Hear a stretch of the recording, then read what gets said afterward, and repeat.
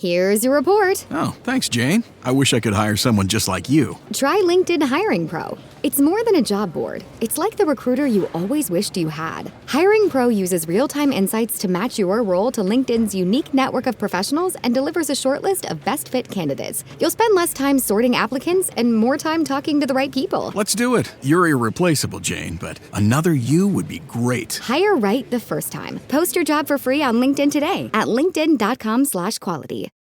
This episode is brought to you by Accenture. When your advertising operations fall out of sync, everything else follows. Spotify and Accenture are working together to reinvent the rhythm of ad sales, using automation, analytics, and smarter workflows to simplify campaign delivery and access better data across the business. The result?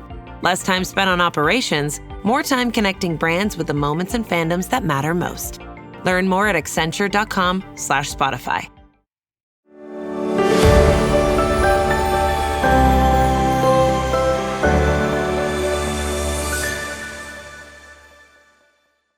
Welcome to Disney and Hers, the show about what's happening in the Disney community from his, hers, and your perspective. I'm Lauren. And I'm Eric. And on today's show, we are breaking down what our seemingly normal weekend in Philadelphia actually cost. None of the individual prices were shocking to us, but when we added everything together, we kind of realized that we quietly spent Disney ticket money without even noticing. But before we get started, we want to remind you that Disney and Hers can be found on all your favorite podcast platforms in a video format on Spotify and YouTube. We'd also love it if you could head over to Apple, leave us a quick rating and review, and let us know what you want to hear us talk about on an upcoming show. Okay, Lauren, so this was a fun month so far for us, and continues to be fun in the future as we will be traveling out to D23 and get to do some more fun stuff. But I think this summer, for me, I have traveled and done more activities than I have ever done in my life in a single season.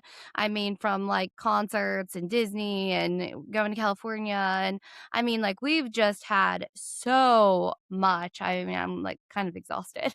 Yeah, well, I mean, it's good that we have a podcast in which we can talk about those. And we're actually going to be talking about a lot of the things that you've done, in a sense, not necessarily the day-to-day, the actual details, but more so like how things cost and how that kind of equates to the general question that people are always having is like how Disney is super expensive. And it just seems like maybe everything is or maybe just what we're doing. So just to give everybody a clue on what happened, we went out to Philadelphia. We were traveling with our family, and then we met up with Jim Hill with the primary main focus to go to the Franklin Institute to see the Universal exhibit that we've been kind of talking about. But we also knew that there was a Netflix themed like house, the Netflix house in the mall. And there were also, obviously, Philadelphia, it's historical. And for me, there's lots of like subtle Disney ties, like Independence Hall and the Liberty Bell and, colonial streets and stuff. So we got to do a lot of things. So we won't bore you with all the details, but we will kind of give you a little bit of what some of the stuff did, because I think in the long run, it was kind of crazy that we were like, oh, it's just a weekend trip. And when the receipts came piling in, it was like, oh my goodness, would it have been cheaper for us to go to Disney? So, Lauren, I mean, we've talked about that before, like, because of how we do Disney. Like, one year we were praising Cedar Point, and it was going to be far more expensive than us making the trip. Now, this one was just a weekend, so we thought it wouldn't have been so bad. So we started the day there at the Franklin Institute. And the Universal exhibit there was $47 per person. And when we're doing this math, please keep in mind that this was for a family of 5. So everything obviously is more expensive, but we're just going to be looking at this per person to give you an idea. So the way that these tickets worked is you could get for $47, that includes a day at the museum, which was science and technology, and then going through this exhibit once. In that exhibit, there were several rooms, there were props and models, and there were interactive experiences. And before we went, I read online that it was smaller than some of the, comparable exhibits that had been in that space before, but $47 for that. So Then we go and like we're in Philadelphia, like Eric says, we got to go on, we like the big bus tours, like the double-decker buses and someone pointing out everything if you Love it. have limited time. Like we were talking about California a couple days ago when we go out and we have a couple flex days. And I'm like, we could have an extra day at Disneyland or go to Hollywood and go on a double-decker bus. And what did you say, Eric? Well, I mean, I've been to Disneyland now. I mean, I got a little bit of like that out. And I'm like, I love a double-decker bus. I need to see what's going on here. Hop on, hop off kind of deal. I mean, it's still a toss-up. But once again, this conversation we're having today will really help determine what we would do there. But we did the big bus tour. And literally that is a 90-minute if you went all the way around, but you can jump off. I'm sure most people have Yeah. done double-decker bus tours. So, but what was that running? Yeah, so that was $54 per person, and that is basically from like a 9 to 5 window. So that made sense. And we got off and had lunch and everything. And the reason we're doing this is because, all these costs seemingly by themselves were fine Right. until we were going on our way home. But going to the next thing we did go to the Netflix house, and that was at the King of Prussia Mall. And the cool thing about that, I thought it was a house, it was not, was that there was no, I guess, cover charge per se to get in. So the way that this was priced was the individual activities. And when I was talking to what would be the equivalent of a Disney cast member or somebody that was working there and asking them how all of this works, they were saying that this is kind of like a teeny tiny little amusement park or theme park, I guess, in a mall. So one of the things that you could do, and if you want to hear about all of these experiences specifically, I think they were covered on the Epic Universal podcast, but we decided to do the Stranger Things experience. And it would have been, it's not like a escape room, but you're actually a part of the story. And this is about from when you line up to when you leave the experience, it's about 60 minutes. So keep that in mind. And that was $45 per person, which I would say was totally worth it. But that's not the conversation for today. So while we were there, they had like a top 9 mini golf course within the venue. And it was like the top 9 shows, and each hole was a different show. And that was probably about a half an hour to do that. And that was $25. And then we ate at the Netflix Bites, which would be their themed. Seemed like almost like a quick service type of restaurant if you were looking at it, but you actually sat down and the servers came over and waited on you. So all that to say that none of these individual prices seemed unreasonable at the time. And then we're driving home and I was like, I think we literally just spent the amount that we would have spent per day at Disney World, because on previous podcasts we talked about how much is a Disney trip cost, like how much are you actually spending, and the consensus from the internet or the people's internet was about $1,000 a day. So if you looked at $47, $54, $45, $25, like that's $175 per person just for those experiences. Yeah. And I mean, so we didn't calculate how much we bought for food because that's, dependent on a lot of stuff. So maybe food was less expensive, and we're not talking about lodging because that's all kind of separate to the whole thing. But when people were thinking $1,000 a day at Disney, they're talking all that. But if you just look at it and price it out and says, well, how much could you get a 1-day ticket? And during that 1-day ticket, what do you get from a value standpoint? So that was the interesting conversation we had. And I do kind of want to circle back a little bit about some of the pricing of some of these things. So for $47, we primarily, I would have said that's 2 to 3 hours worth of experiences in the actual museum. Right, Lauren? So, the Universal exhibit itself was probably about an hour walk through. You probably could have, I don't know if you could have made it any longer. I mean, we did all the interactive elements. I guess we could have sat and watched the videos a little bit longer. Well, let's say it's an hour and a half. The rest of the museum, there certainly was a ton to do there. We didn't do any of the planetarium stuff. We kind of just ran through. We had lots to see. We didn't really necessarily need to do a science museum. So I think the value of that was certainly there. For $47, you probably could spend 3-4, hours or so. There was a family that went in with us that when we were done with the double-decker bus tour and everything, they were going to their car. So they spent just as much time. And we stopped off at the Liberty Bell and waited in line there. We saw Independence Hall from a distance. We went to the crazy, the old railroad factory that has like 300 stores inside of it and ate there. It was madness. It was like the Reading, PA, like what they call that. Yeah, it was the terminal, like yeah, there you go, terminal or something. Yeah, and we made the entire loop around of Philadelphia and kind of saw everything from the historic districts. So that was, by the time we came back, that family got their $47 worth, from what I could tell. And the same thing maybe for the bus system. If you think about it, you're saving money from an Uber, right? You wouldn't have to Uber if you see all this stuff. You know. That probably was worth the amount of money if you utilize it. We probably didn't get as much value, but we were just kind of quick and easy sightseeing because we're cramming everything into a single day.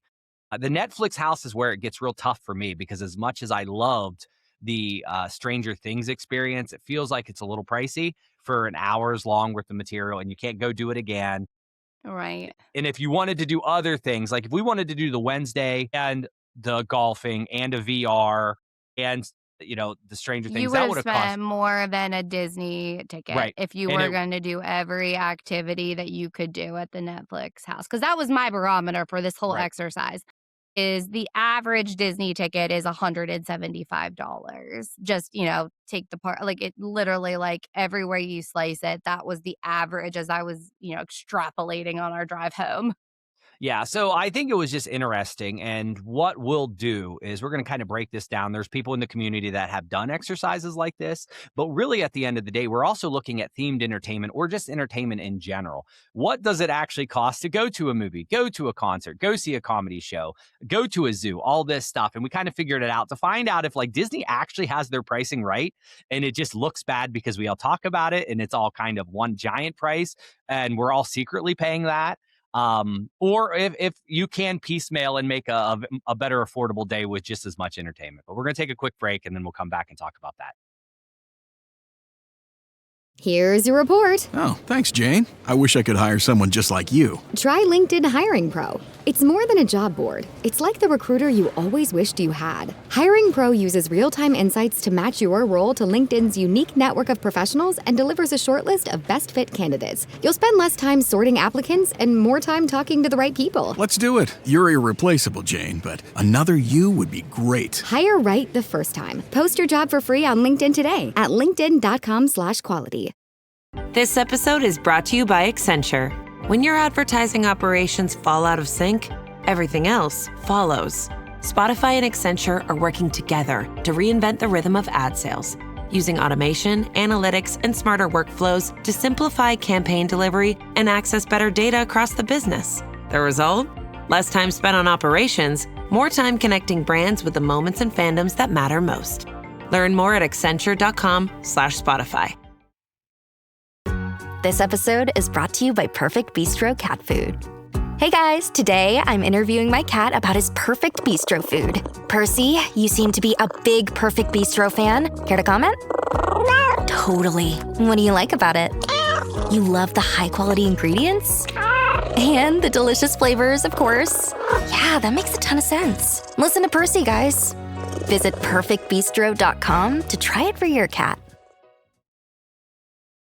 All right, and we are back. Lauren, we were just talking about our trip in Philadelphia and how that it's kind of racked up to be somewhat of a Disney experience. Now, one thing to be said is you do get your discounts. If you're going to Disney, there is going to be days worth of things to do, and you can make your tickets a lot more affordable that way. So just understand that just because we're saying it's $175, sure, you can get your ticket around the $100 mark, and that makes things more affordable. But and how many days you go right. and everything. There's a lot of things to be considered. And there were a lot of people online that were kind of saying, well, you can get food cheaper non-Disney, and you have more opportunities and stuff like that. So, and maybe definitely hotel rooms off property, right? So there are elements there, but I went online and it was kind of, I just wanted to see, if anybody else has done this exercise, but I did find a nice blog from the Disney Tourist blog that basically was, are Disney World and Disneyland good hourly values versus other entertainment? Did you get to check this out at all to kind of get a general overview of what the folks over at the tourist blog put together?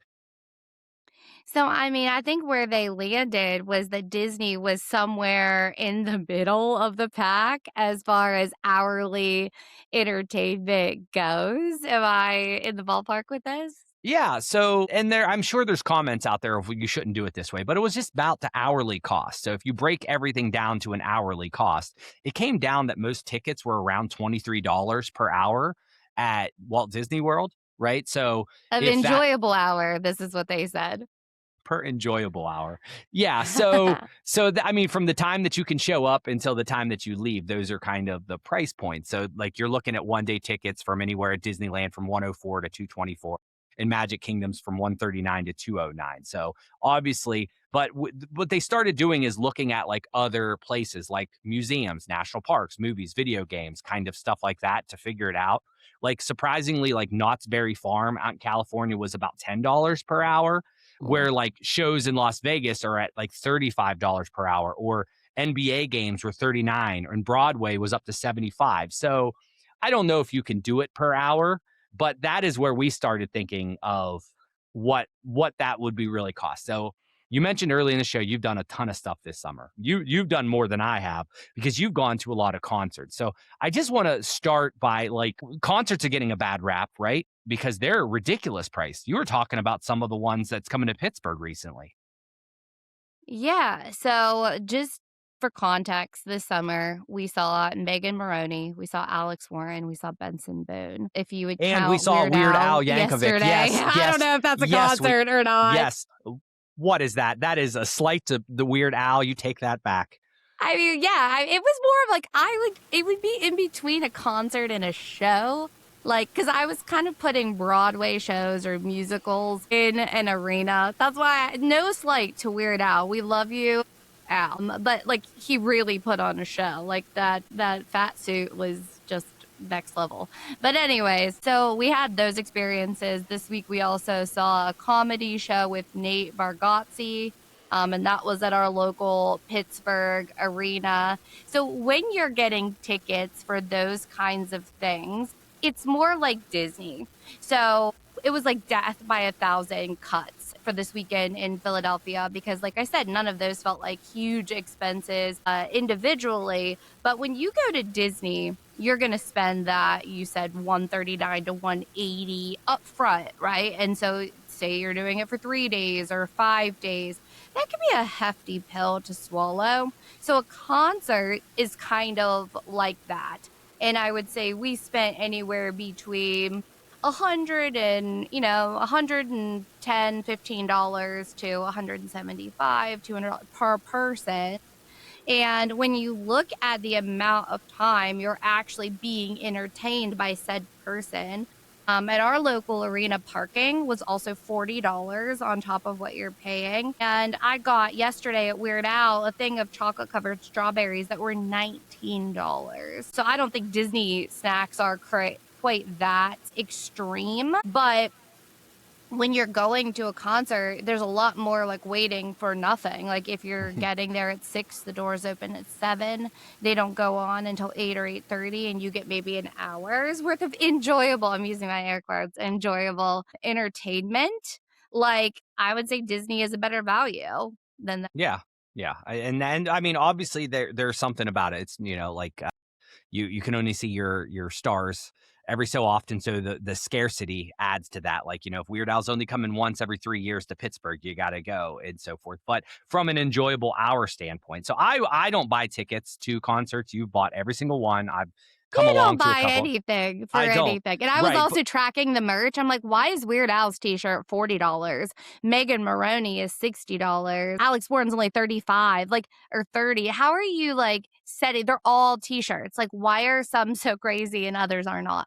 Anyways, but Eric does not spend the money typically. No, but I house. do go to the internet and I look at stuff. So I was just trying to find out what the average ticket price of a concert was. So your little bet is just go on to, you do your Google and you do your AI overview. So right now, basically during Polestar via USA Today said it's about $135 is the average price of a concert ticket right now. So that sounds about right. There's local and small venues that are anywhere from 15 to 65. Now, mind you, you could have got lawn seats at Weird Al for $22.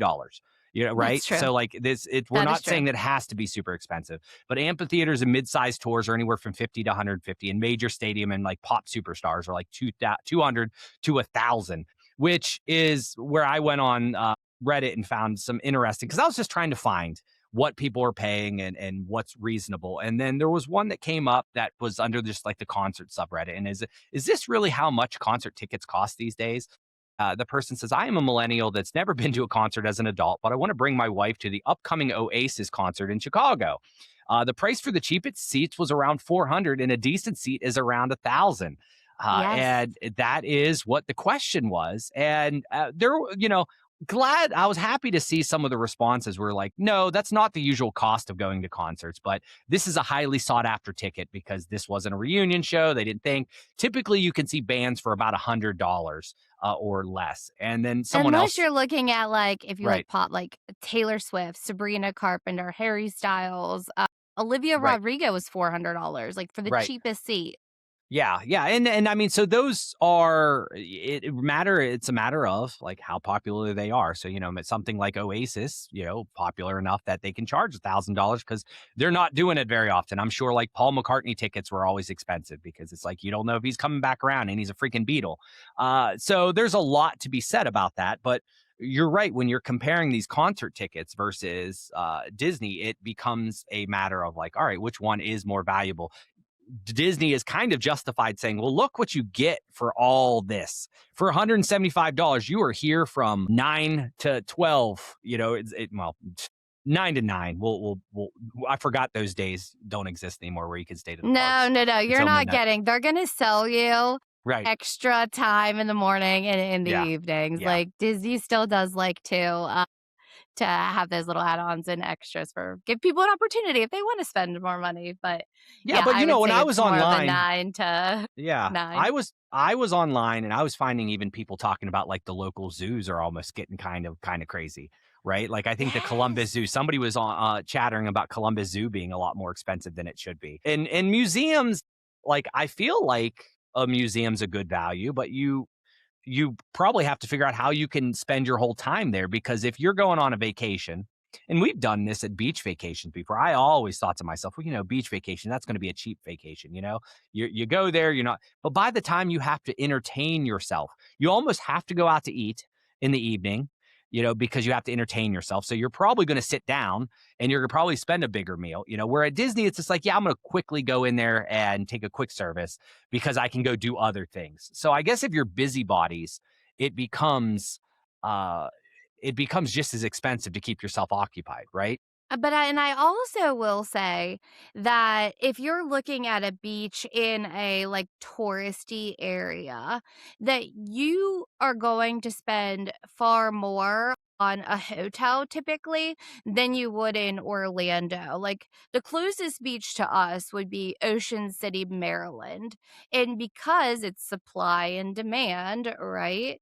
The hotel rooms there could run you, $300 to $500 a night. Where if you wanted to stay at the Value or Pop or something at the All Stars, I told you this summer they had $99 a night rooms because there are more rooms available in Orlando, in that area, because it's a tourist destination, right? So like in addition to keeping yourself entertained, you also are going to pay a little higher for your hotel. And I think that's something to consider.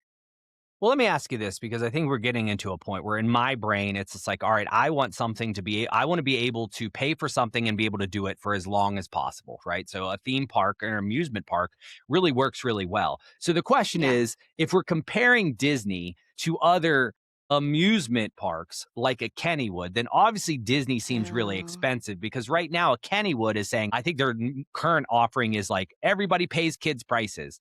and it's like $45 a ticket or so Yeah, forth. and Kennywood is in Pittsburgh, Pennsylvania, and it is a small amusement park versus a But theme park, big right, roller coasters, that kind of thing. But you could go 9 to 9 right, there for, 45, just even say $60. And, right. if it's more of a regional experience, I suppose you could stay in Pittsburgh, even if you are paying amusement park prices for like food or any other experiences. Yes, it's far less expensive than Disney. Y Yeah, and, my thing is, can you spend a whole day? So, like, when I start comparing, it's like, all right, so would I rather do a Broadway show that's only a couple hours versus a Disney? Well, then I feel like the value is on the Disney side. But if you go to a amusement park like a Cedar Point, a Kennywood, Kings Island, any of those around the world, they are far less expensive. I imagine SeaWorld is far less expensive, and you could spend an entire day there. So, True. I think the argument comes down to, if I want to just do coasters and I don't care about the theming, then yes, then Disney seems like it's on a high end of a price point. But so if you're just looking for I want to be occupied the whole day and I don't really care about the theming, I don't care about the extras, then yes, you probably could say, well, Disney's just astronomical in pricing. Where in compared to everything else, it's tough. Let's talk about movies because we've done several movies this month. What That's what I was does a just gonna movie cost say. nowadays?